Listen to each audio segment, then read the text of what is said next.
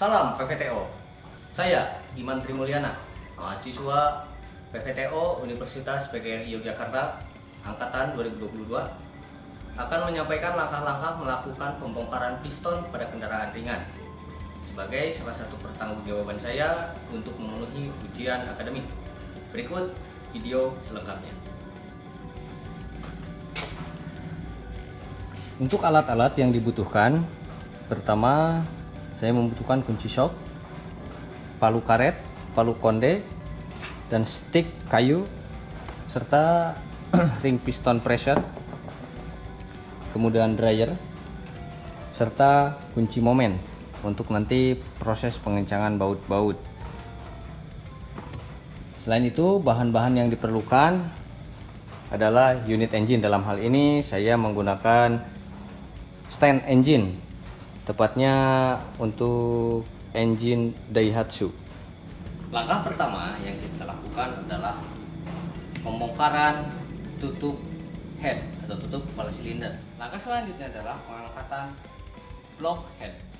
Dalam hal ini saya memakai impact wrench untuk mempermudah melakukan pekerjaan.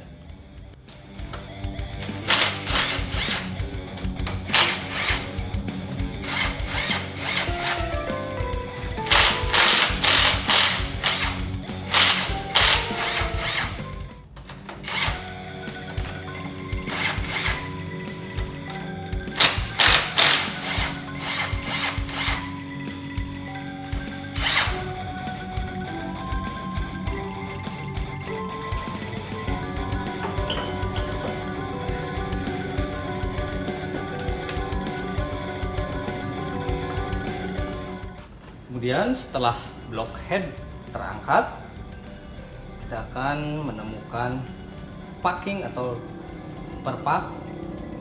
Kalau di istilah di bengkel di kami ini disebut perpak deksel. Nah, beberapa komponen-komponen yang melewati packing ini, untuk yang tengah sini itu dilewati oleh compression, hasil kompresi udara dan bahan bakar yang dikompresi oleh piston. Kemudian di sini ada push rod yang melewati, ada juga water jacket yang dilewati oleh cooling system serta oli. Seperti yang kita lihat, sebelum kita melakukan pembongkaran, alangkah baiknya kita memposisikan piston-piston ini pada top 1 atau top 4. Caranya yaitu dengan memutar baut puli crankshaft sehingga menghasilkan posisi top 1.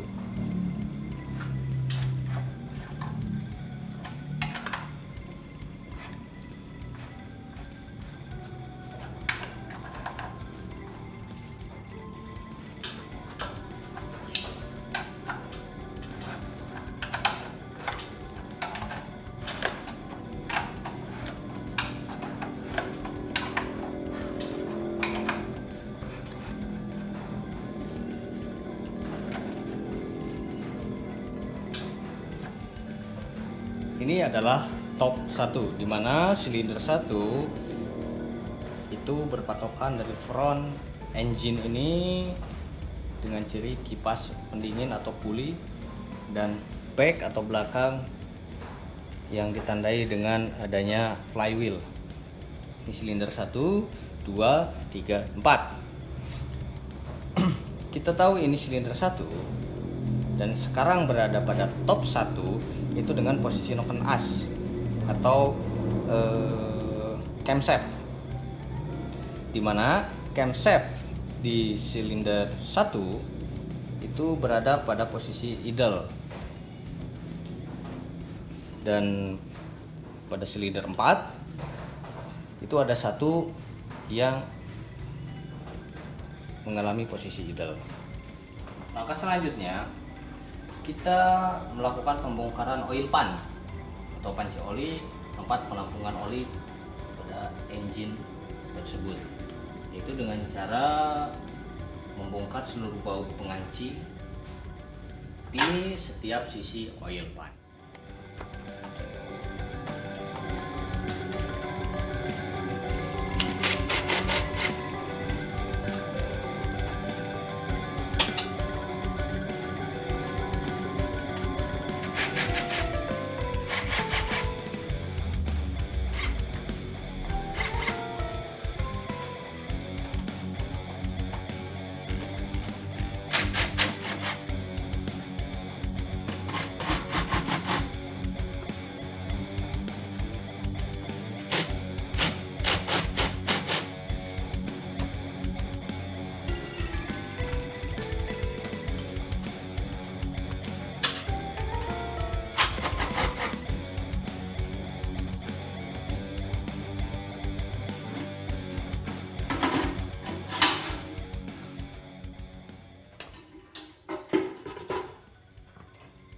Pertama-tama kita melakukan pembongkaran pada baut-baut pengancing connection rod atau con rod.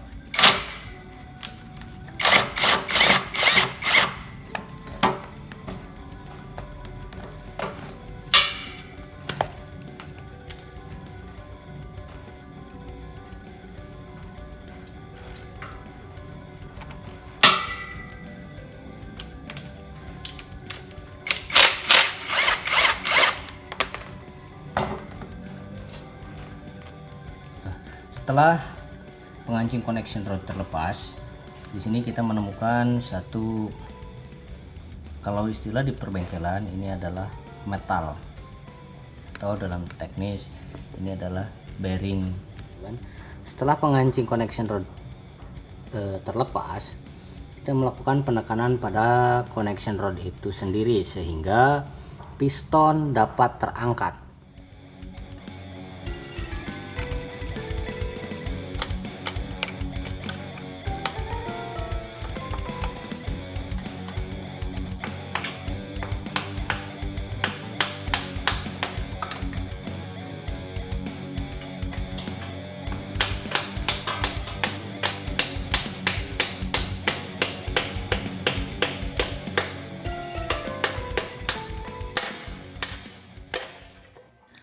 Baik teman-teman,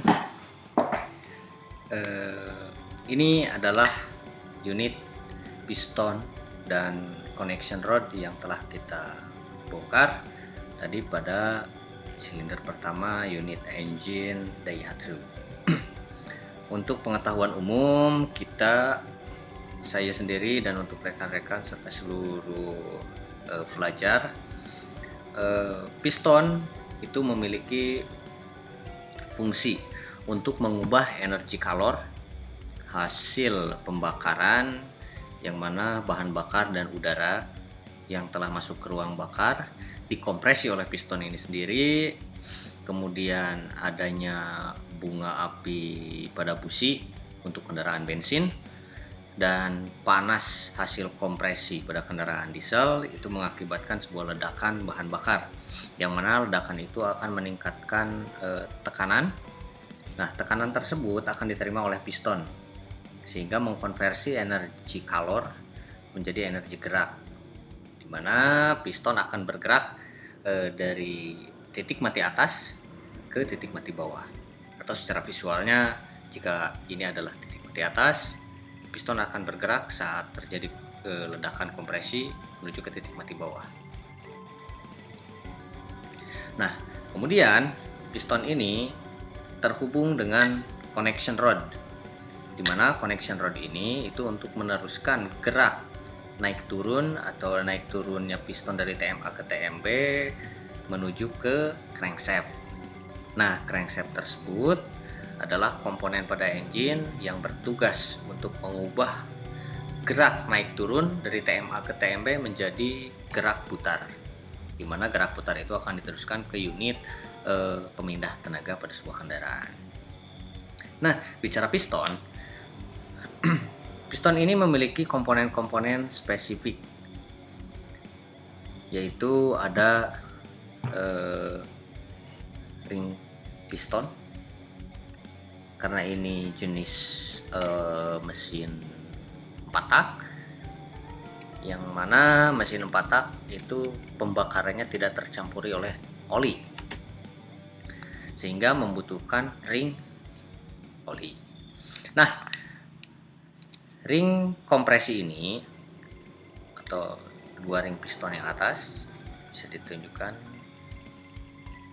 Ini adalah ring kompresi, bertugas untuk menjaga kerapatan antara piston dan silinder, karena pada dasarnya piston dengan silinder itu memiliki celah 0, sekian mm sesuai dengan standarisasi yang ditetapkan oleh produsen engine tersebut. Kemudian ring kompresi ini itu menjaga agar kompresi di ruang bakar tidak terjadi kebocoran, sehingga saat melakukan langkah kompresi pada motor bakar itu tidak terjadi kebocoran ruang bakar yang mengakibatkan kompresi bahan bakar dan udara di ruang bakar akan masuk ke ruang karter atau ruang oli, sehingga kompresi akan turun. Nah, komponen inilah yang bertanggung jawab, komponen ini untuk menjaga kompresi atau tekanan kompresi pada ruang bakar. Kemudian kita berlanjut pada ring oli. Ring oli ini pada motor bensin 4 tak atau motor diesel 4 tak itu berfungsi untuk menjamin agar oli dari ruang oli atau oil pan atau dari karter atau dari crankcase tidak masuk ke ruang bakar. Nah, jika kita menemukan kendaraan-kendaraan bensin 4 tak yang mana dari exhaust port atau lubang buang knalpot terjadi pengepulan asap, itu salah satu diagnosisnya adalah terdapat oli yang ikut terbakar. Itu salah satunya. Untuk melakukan pembongkaran, pengecekan, pengukuran pada piston di silinder 2, 3, dan 4 itu menggunakan prosedur dan metode yang sama seperti yang telah ditunjukkan pada saat pembongkaran piston di silinder 1. Setelah kita melakukan pembongkaran, pengecekan, pengukuran, pemeriksaan pada piston dan silinder, dan kita dapat menentukan komponen-komponen tersebut masih baik atau perlu diganti. Jika masih baik, kita melakukan perawatan. Jika sudah tidak layak atau tidak memenuhi standar spesifikasi minimum, kita lakukan penggantian. Nah, setelah hal-hal tersebut kita laksanakan sesuai dengan standar operasional prosedur, kita lakukan pemasangan. Selanjutnya, untuk melakukan pemasangan kembali piston dalam silinder itu kita membutuhkan alat, yaitu ring piston pressure.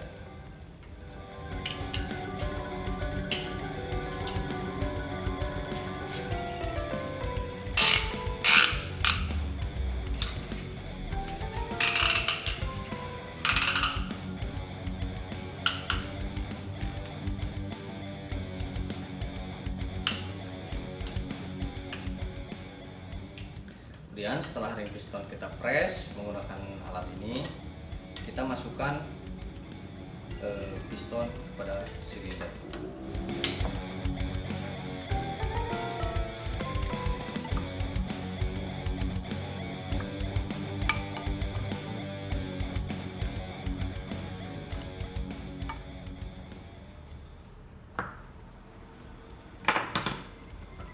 Kemudian kita tekan piston menuju ke dalam silinder.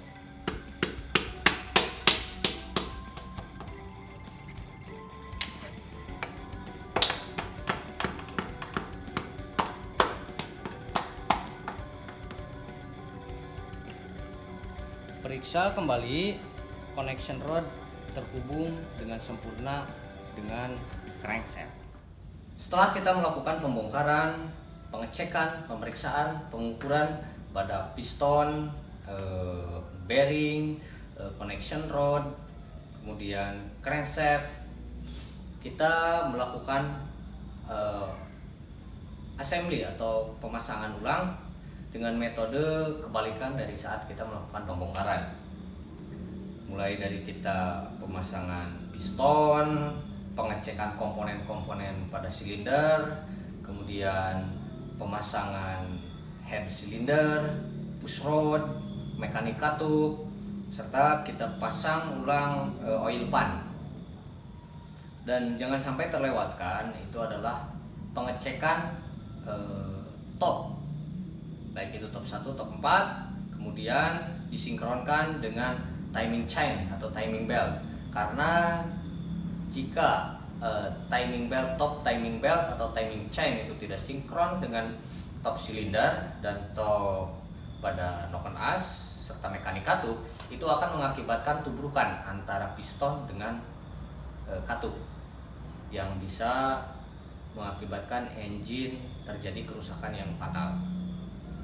Sekian video yang bisa saya sampaikan, semoga ini bisa menjadi bahan pembelajaran untuk saya pribadi dan untuk rekan-rekan semua serta seluruh pelajar, sehingga kita dapat menimba ilmu dan menambah pengetahuan untuk meningkatkan kualitas pengetahuan di Indonesia.